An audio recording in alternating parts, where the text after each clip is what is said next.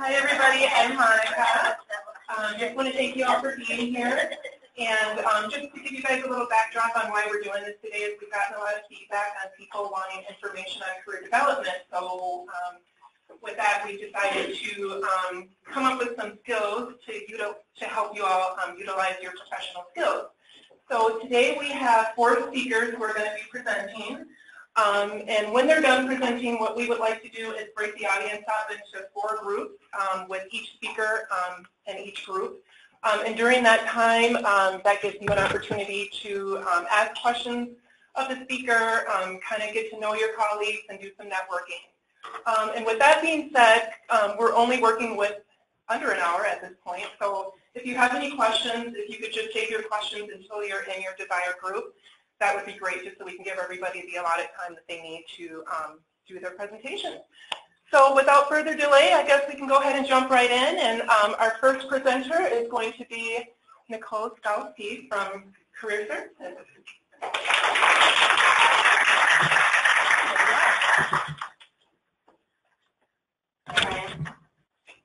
Here I am. Okay, so most of us hear about career planning, right? So my presentation is about unconventional career planning, which is what I love because I'm kind of the fly on the seat of your pants kind of gal, adventurous, and maximizing happenstance. So you guys are you're going to find out what that is. And the EPS model, which is the model that we use in career services here at Walden. So that'll hopefully help you with students as well. So if I were to ask you all 15 years ago, 10 years ago, even 5 years ago, did you know that you would be in this role at Walden now? Any of you? No.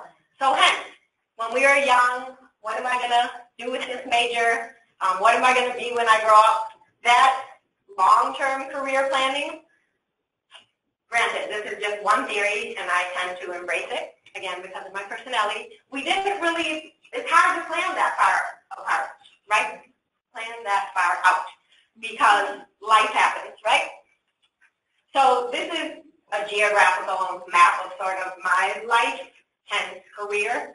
So I was born and raised in inner city Detroit, and actually I'm missing Dallas, Texas. I actually went to Dallas my first year, and then went to school in North Carolina because my family moved there. Ended up studying journalism, but in Detroit, I did all chemical, biological. When I got to college, they were like, do you want to do pre-med or engineering? Nothing. I was like, no way. Went to communications, moved to D.C., had a boyfriend at the time. A lot of mine had to do with relationships and moving. So hence what I'm trying to get to, the career path is not really linear, and this is just one context. It's geographical. I quit my job, moved to Mexico, ended up meeting my husband, lived there 15 years, and then came back to Minneapolis. People were like, how did you get from Mexico to Minneapolis? Because my parents lived here and I kind of wanted a family support network. Did I know I was going to get hired and work at Walden a year later and be here 8 years? No way. Okay, so this point is career plan. We like to think of it as straight, linear, upward mobility, but it just doesn't happen that way. It's more like reality on the right. It's kind of like a crazy ball of wax or yarn, or like Angie told me, kind of a candle in the wind. You know, it could have to do with relationships, the economy. When I moved up here, the market crashed. It took me over a year to get a job, right? So that's what brings me to the happenstance. Now, I did not make this up. This is actually, he's a PhD in psychology at Stanford, and it's one of my favorite career books. I have it. This is Dina's book, actually. She's the one who lent this book to me several years ago when I first started with career development, and it's called Luck is No Accident, Making the Most of Happenstance for Your Career. And it really talks about embracing change, unpredictability, the complexity of life, and just engaging in activities and meeting people, and you just never know what's going to come of it. Like the CBC. Like, did you know, Molly, when you joined Walden, that you would be leading this group? No, and meeting all these amazing people, right? So creating your own luck by engaging in a variety of activities and following through and really seizing and following patterns on those activities. And many times, instead of sitting down and taking career assessments at the college office, you're really going to find more about what your interests and passions are by engaging in activities. That's the bottom line. Okay, so I call it unlocking the treasure chest of opportunities. And again, this is John Crumble from this book, and I have it referenced at the end. Or you guys can come up and look at it. You don't have to write it down. Okay, so one story I have to tell with this, and Dina shared it with me. This is a really touching story of an EDD alum, and I'm probably standing too far away. An EDD alum, nurse, who worked with career services. She was unemployed for over 2 years, to the point literally of almost homelessness. So it's a very touching story. This is recent. She was having a very challenging time finding a job. She had quit her previous job in education to be a 100% caregiver for a family member. Could not get back into the market. We encourage informational interviews, because I have to go faster. If not, I would explain what that is. Informational interviews, and the woman one day was driving a few hours away. She set up an informational interview at a local university. She was driving on the road. As she was driving on the side of the road, she remembered that a longtime friend who was a pastor and his wife lived nearby. And she decided to pick up the phone literally on the road and call them to see if they were available for dinner. And they were, happenstance. I mean, this is a busy pastor. What is the coincidence that they would be available? After the informational interview, she had dinner with the couple. Again, they were friends. They were available. They started talking about what the church was involved with. It turns out that they were involved with an agency that has to do with stopping human trafficking. That just opened her light bulbs in her head. She was really passionate about getting involved. She contacted the agency, got an informational interview with them, and ended up landing a job. So that's basically the gist of my whole presentation. EPS is our model, experience people's stories.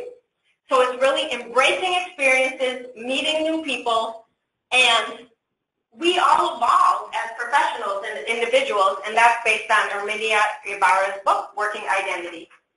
I'm having to wrap it up in 1 minute. So what's the best thing you can do? Engage, right, in a variety of activities. Strategic volunteering is one of them. This you don't have to worry about, because we're going to do it in an activity, and then you guys can have copies on it. It's your own map where you can identify activities maybe outside of Walden or inside of Walden that you'd like to get involved with. We in Career Services are involved with Chu Bang, your colleagues.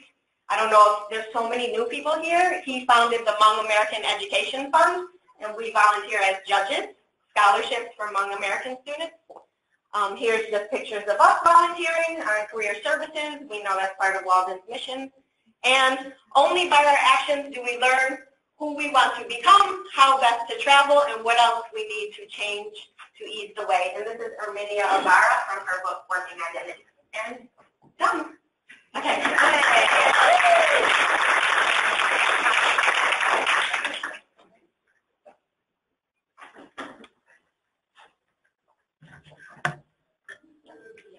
All right, thank you, Nicole. And now we're going to have Brian Timmerman with the Writing Center. Thank you. Just one You're welcome. The quickie. Oh, I handed it to you. There you go. Oh, sorry, I handed it. All right.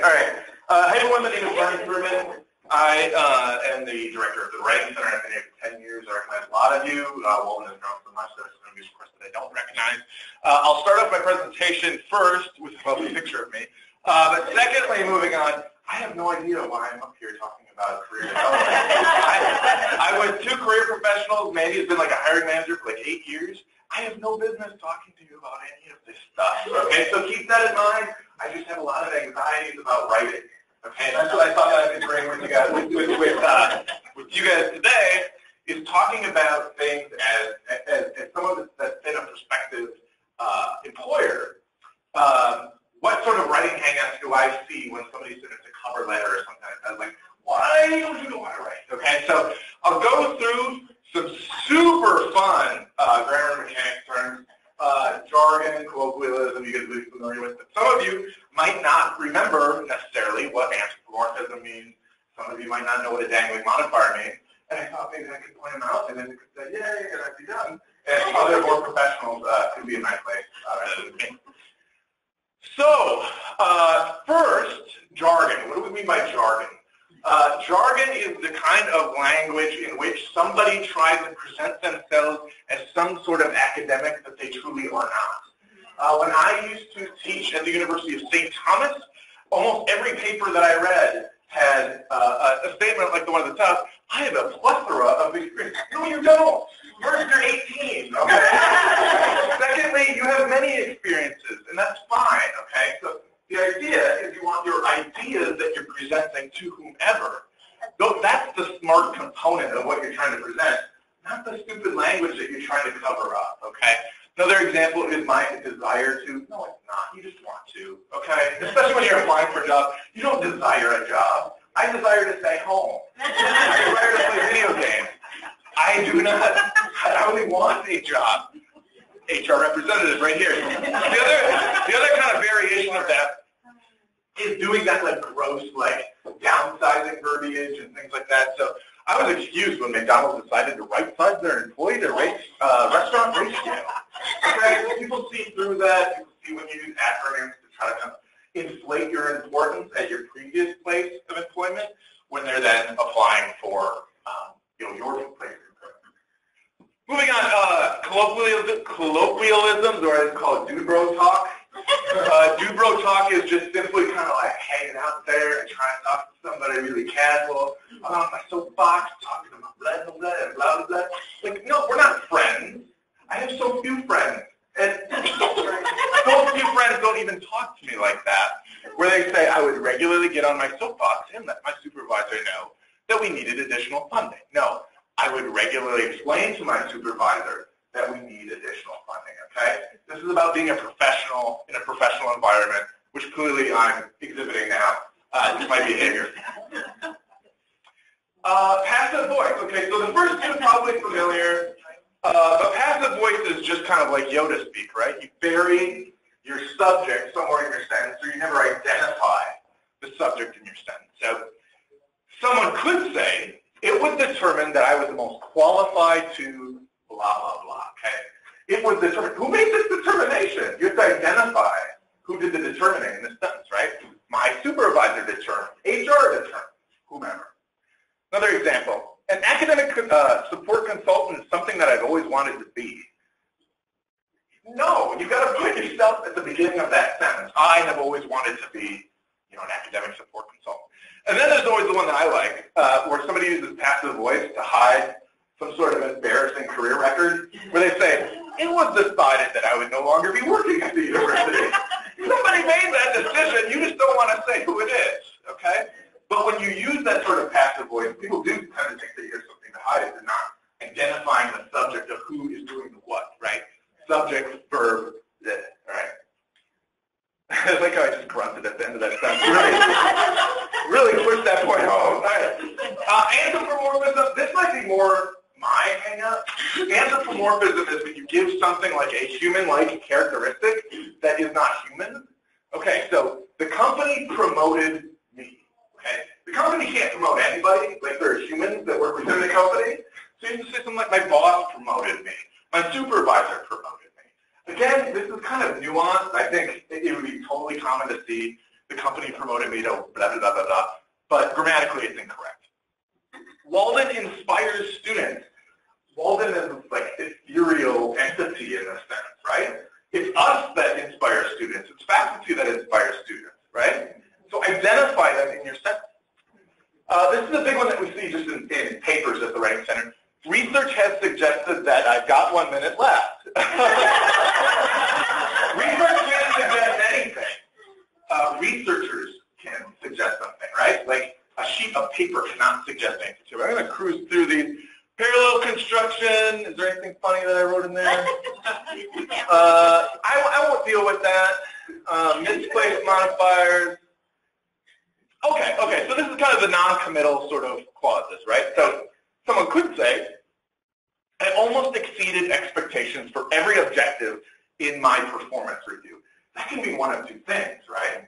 With this misplaced modifier, because I almost exceeded expectations for every objective in my performance review makes it unclear if the person was close to exceeding expectations but never exceeded those expectations, right? Or if they exceeded expectations for almost every objective in their performance review. Do you guys see the difference? And how that clause that kind of sits out there makes it unclear of which one it belongs to and what sort of performance you're talking about. The last one, only because it's so topical and it's my favorite, it's the dangling modifiers, which I call the ghost or the Sean Spicer. So, note how we don't know what the subject is here in this clause, right? After consulting with the professionals in the career center, it was easy to find your posting. We don't know who found the posting, right? We don't know for who that would maybe be. But this is my favorite, because Sean Spicer is the best. After meeting with the president, Rosenstein's recommendation was to terminate Director Comey, okay? Who met with the president in this comment, right? We don't know. Was it, after the meeting with the president, Rosenstein recommended that? Or after the meeting with the president, Kushner asked Rosenstein to recommend terminating Director Comey? Do you see what I mean? And how that language gets really dicey, and if you can't identify the subject or who the clauses belong to and who the modifiers belong to, we don't know what you're saying, which is obviously a challenge. I'm sure I'm out of time. Molly says I'm out of time. Thank you very much. I'll talk to you later. Thank you, Brian. And now next we have Angie Lira from the Writing Center, or Career Services, sorry. No, that's okay.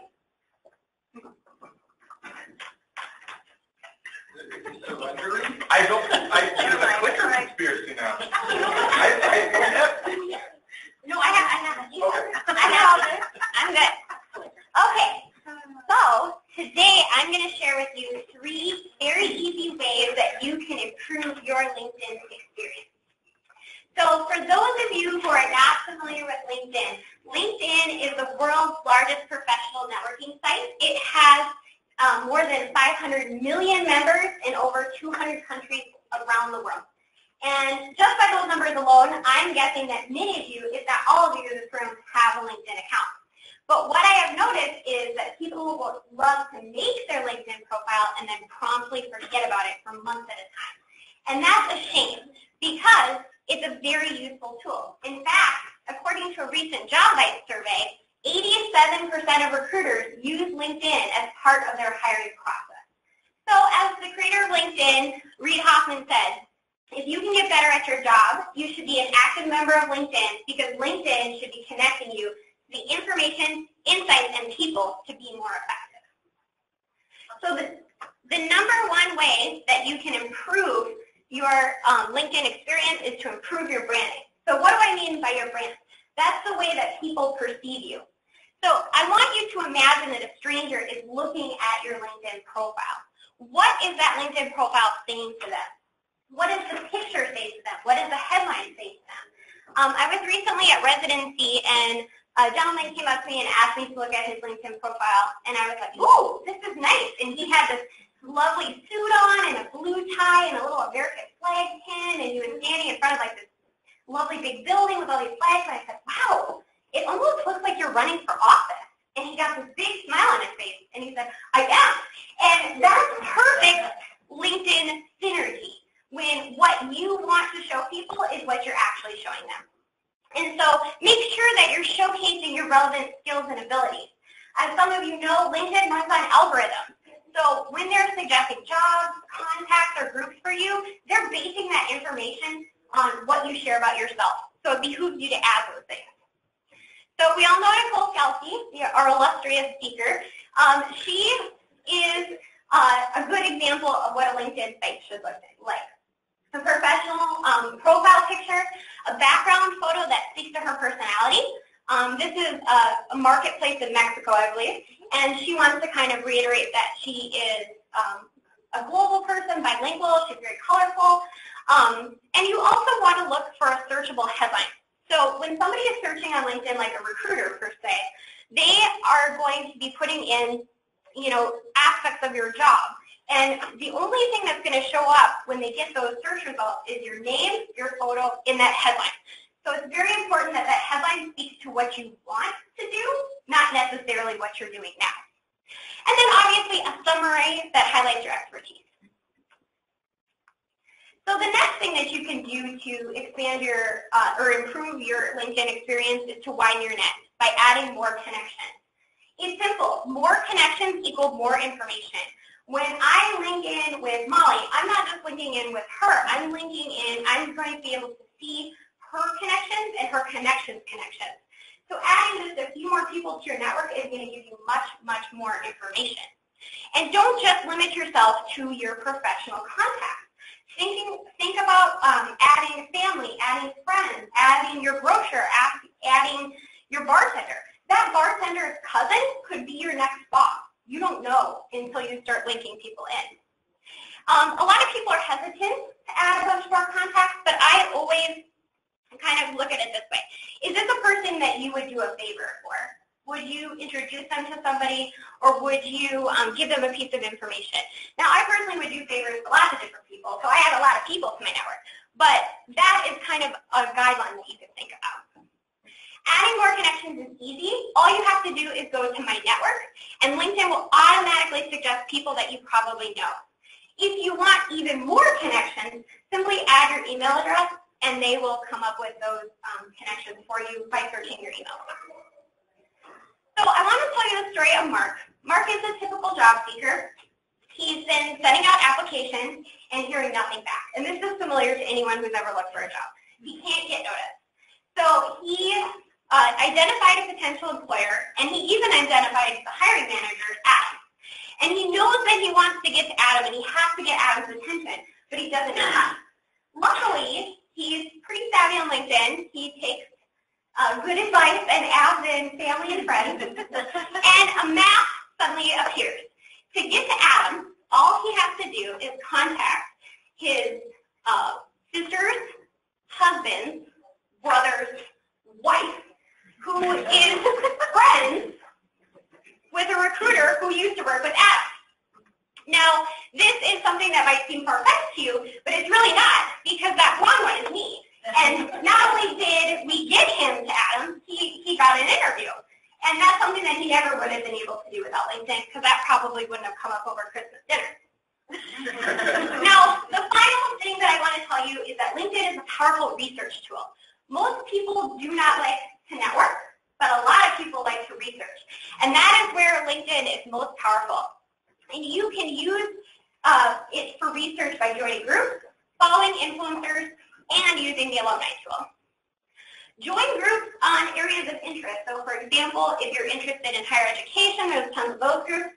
And then make sure that you post, like, and comment in those groups to make more connections and find more opportunities to engage. Also, you can follow influencers. If you see a post in your newsfeed on LinkedIn that you like, if you click follow, you're going to get more posts like that.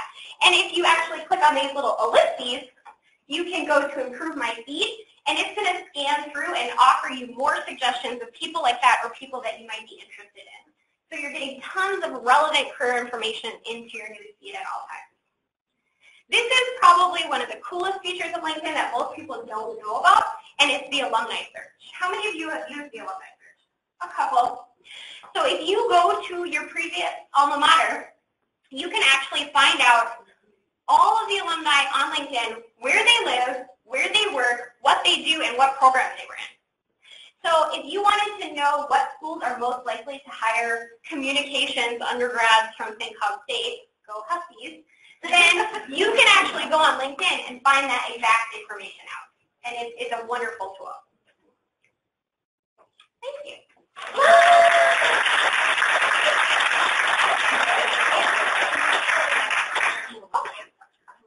Thank you, Mandy. And last but not least, we're going to have Mandy coming up from academic advising. That's okay. You need to be on LinkedIn, Monica. Apparently we're connected. We should get connected. All right. Mandy Olson. I think that's loud enough. Wrong way. There we go. Director of Academic Advising. And I'm here to talk to you about what makes a great interview. I think what's great about me being the closer here in this presentation is that a lot of what you've heard already is going to tie right into hopefully getting an interview, getting in, and wowing the hiring manager. So I guess Brian kind of introduced the fact that I have a little bit of hiring experience, but I have actually been interviewing since 2005. Prior to coming to Walden, I've been here for almost 9 years. I worked at a nonprofit where I did quite a bit of hiring, home health aides, as well as some other therapy sort of positions within a day treatment center. But a majority of my hiring has been in the past 8 years. And you would think it's the majority of academic advisors, which it is. However, I have sat on several different interview panels. Basically, this is to say I've hired high school students for positions and more recently interns in college. Up through, I've been on the hiring committee for executive directors for different centers for Walden University, as well as college program directors. So here's a little bit about what I'm going to talk to you about. First, taking charge of your career, which you really need to do if you even want to get an interview anywhere. How to prepare for that interview, what to do during the interview, after the interview, and then persisting with that. So taking charge of your career. This is something, if anybody has worked for me, I hold near and dear to my heart because I think we are all responsible for getting to where we want to be. Obviously, you guys are all here, so you must have interviewed somewhat well to get your job at Walden, right? But we can always work and improve in our different skills.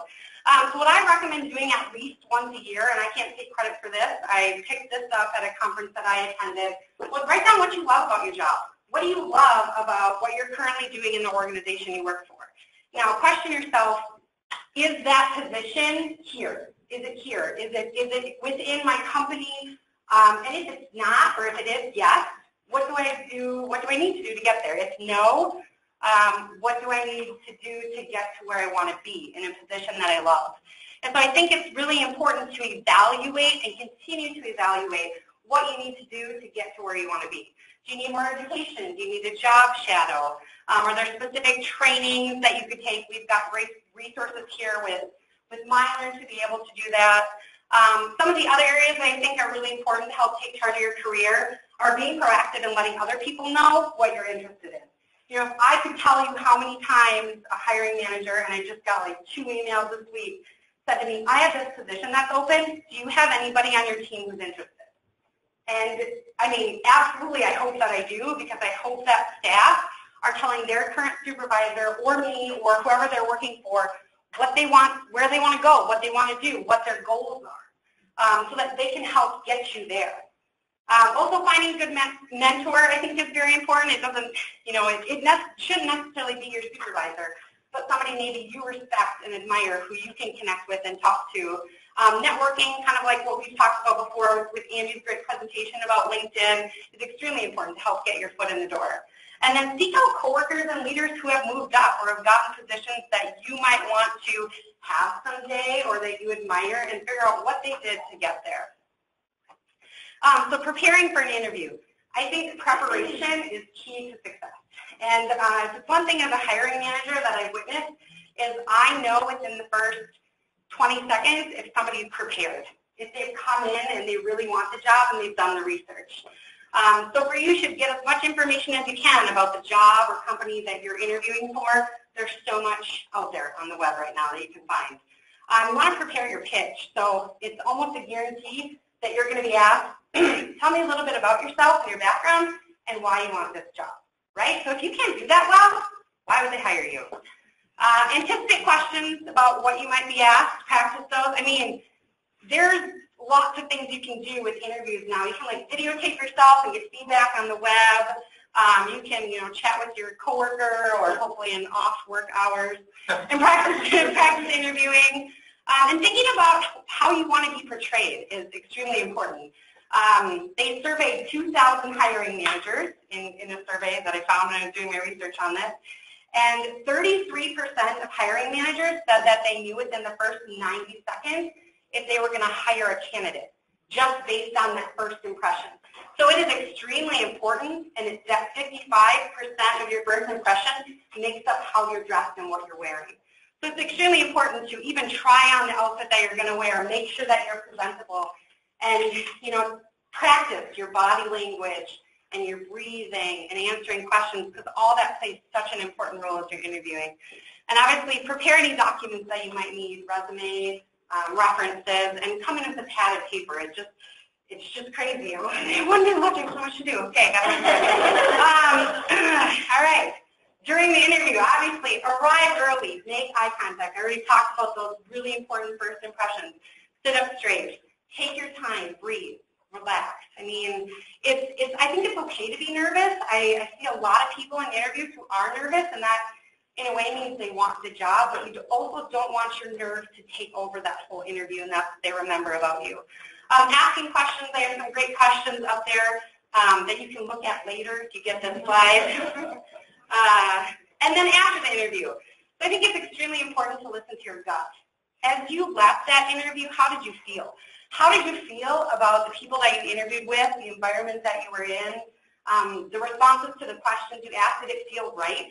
Did it feel like a culture and place that you want to work and where you can see yourself at? Make sure you thank them. Even if you don't want the job and you walk out there and like, that's not the right fit for me, people put time out of their day to sit with you in interviews. So whether it's through email or, a thank you or written thank you card, I love to get snail mail still, so I appreciate that. Make sure you follow up. And then if you are offered the job, really think about and do your research on, is this salary market value and comparable for this industry? I know that we at Walden try to come in with, we do a lot of research on candidate background and experience and come forward with our best offer, but you want to make sure as a candidate that you're getting the best offer for what you're bringing to the table. Oh, the other one important thing I would say too, if you didn't get the job, ask why. Ask, is there something that I could have improved upon or done better? Because I think that you learn from opportunities for positions that you didn't get. And if somebody else got that job, what skills did they have that you could help acquire to get a similar job in the future, I think is really important. So this is my last slide. So interview advice, insights, and tips. Be prepared. I already talked about that. I think being honest, having specific examples and knowledge is extremely important. Hiring for attitude and training for skill. And this might be something, me as a hiring manager, I come from, but I always feel like if I interview somebody who's got a positive attitude, who comes with a smile on their face, who shows that they're a hard worker, who's got great examples of perseverance, I prefer to hire great attitude and hard work ethic and teach skills, which I think, there's a lot of teachable skills. I think experience is important, but how you present and how you come and knowing where you want to be and where you want to go is extremely important. Developing your brand, which Angie talked about, also another great tip to be able to get an interview. And then surrounding yourself with people who have skills in areas of your opportunity for you to learn from. Taking initiative, showing passion, being accountable, stretching yourself, and working on your SMART goals. And then things to avoid. I'm sure everybody's wondering why I have that little candy corn down there at the bottom, so I'll end with a story. So one of my most memorable interview do-nots was I interviewed a young man who came in and was dressed impeccable in a suit, very professional looking, and he came into my office, and I had another interviewer who was helping me on the phone. And he came and he sat down, and it was on fall time and Halloween, and I had a bowl of candy corn sitting there. And so we get started in the interview, and the whole time, he's eating candy corn. I mean, from the beginning, and chewing and answering questions. And I just completely, all I could think about was the chewing. I didn't hear what he said. Nothing was saying. I'm like, he's either really hungry or really nervous. And it just blew my mind that and I don't, sure, eat candy before, maybe eat candy after, and it's sitting there. But during an interview, I mean, that, and I know that's an extreme example, but one that I want to leave you with that, sometimes our actions speak so much louder than our words. And in the research that I did too, 7% of hiring managers, 7% judged a candidate on what they said, 7% of whether they were going to hire you. So there's so much more in how you present yourself and how you're dressed, and that what you're saying, although very important, I believe, is much lower when it comes to the first impression. All right. That's all I got. Thank you.